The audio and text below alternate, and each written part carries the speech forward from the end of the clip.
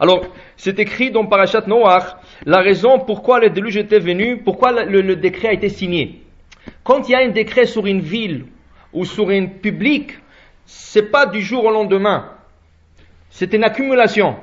Aujourd'hui, demain, des années, et jusqu'à ça déborde le Rachid dit ça déborde le baril déborde, et là il y a la signature. Mais il y a toujours l'expression qu'on dit que c'est le morceau de paille qui a cassé le dos du chameau. Akash chez Shavar et Gavagamal. Alors ça veut dire qu'il y a toujours la dernière cause qui a vraiment fait la signature. C'est la goutte qui a fait déborder le verre, exactement. Alors il dit ici c'est quoi? La Torah nous dit cette semaine. Vatimale haaretz Hamas. La terre se remplit avec corruption et avec du vol. C'est à cause qu'ils ont volé un à l'autre. Et alors? À cause du vol, il y avait la débauche. Ils s'étaient entrechangés leurs femmes. Ishloké arrêté et ce sera véro. Il y avait plein de choses. De tout ça, tu as choisi que le vol. Que le vol. Alors voilà, qu'est-ce qu'il a expliqué? Il a expliqué que quand il y a un décret sur quelqu'un, qu'est-ce qui peut le sauver? Tzedaka. Ou tzedaka tatzil imavet. Quand tu donnes la tzedaka, ça te sauve de la mort. La tzedaka, c'est tellement du pouvoir qu'elle sauve de la mort. Mais puisqu'ils ont volé tous, ils n'avaient plus d'argent donné à tzedaka. Et même s'ils ont donné la tzedaka, ils ne comptent pas parce que c'est de l'argent volé. Alors ils n'avaient plus quelque chose qui leur protège. Parce que tu peux avoir des gens qui font beaucoup de péchés, à la fin de la journée, dans le tzedaka, bon, c'est pas conseillé de le faire, mais en fin de compte, ça protège. Mais là, puisque tout a été volé, même cette mitzvah qui protège, ils n'avaient plus. Ils n'avaient plus. Là, il a rapporté quelque chose de beau. Il a dit que, on voit que Ninvé, c'est Nénive. C'est ça, la ville où Yona a été envoyé de repentir cette ville. Ça veut dire parce que il y avait 120 000 habitants. C'était le New York à l'époque. Aujourd'hui, quand tu dis une grande ville, tu dis, New York, c'est la grande ville, la ville de fous, c'est le grand pancarte. C'était Ninvé à l'époque. Ninvé, c'était la plus grande ville dans le monde. 120 000 habitants. Et ça bougeait. Il y avait de la vie, ça a bougé, il y avait beaucoup de choses. Et Hachem, il a signé un décret contre Ninvé de leur détruire. Mais ça lui faisait de la peine, une grande ville comme ça. Regardez, rien que 2 tours sont tombées, et tout le monde sont sur le pied. Ça, c'est rien que 2 tours. Imagine-toi, si Chad Shalom, une partie de la ville serait détruite. Chad Shalom, qu'est-ce qu'on aurait fait?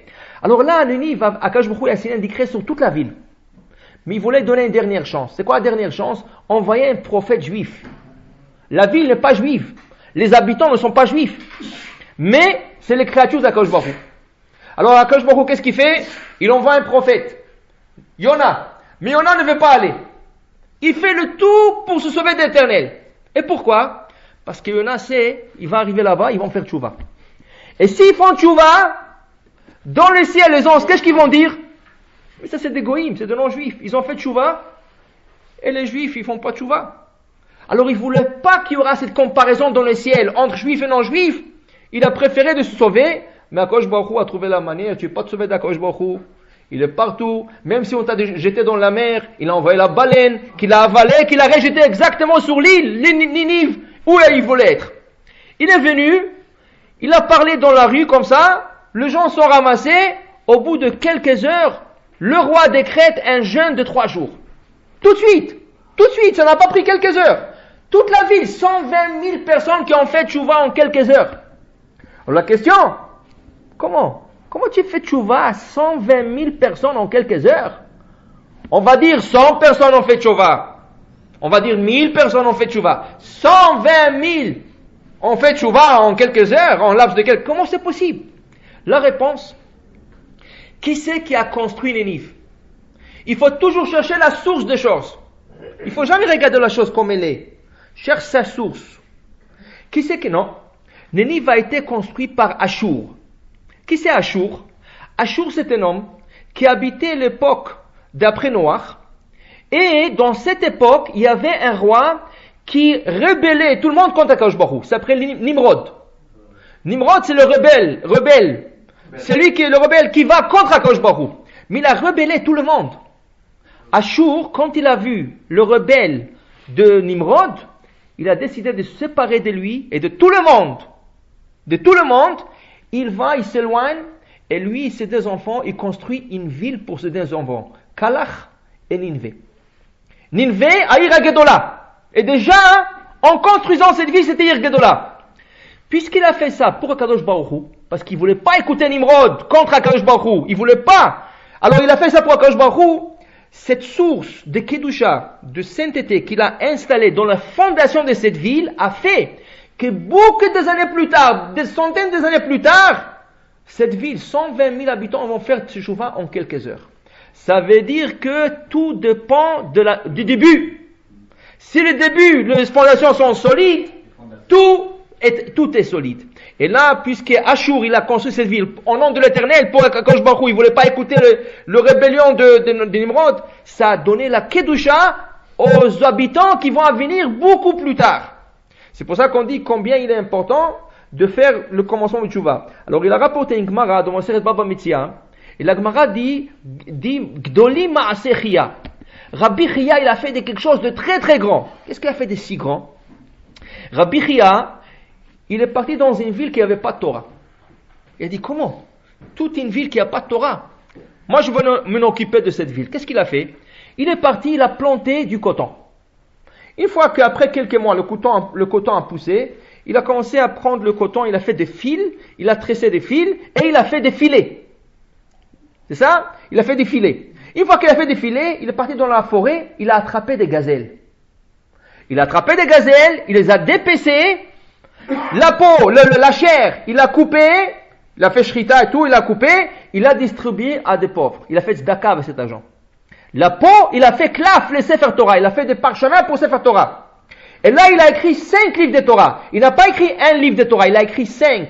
Mais il n'a pas écrit 5 complets. Il a écrit un livre de Bereshit, seul, un livre de Shemot, seul, un livre de Vaikra, seul, et un livre de Devarim, Bamidbar, seul, et un livre de Devarim, seul.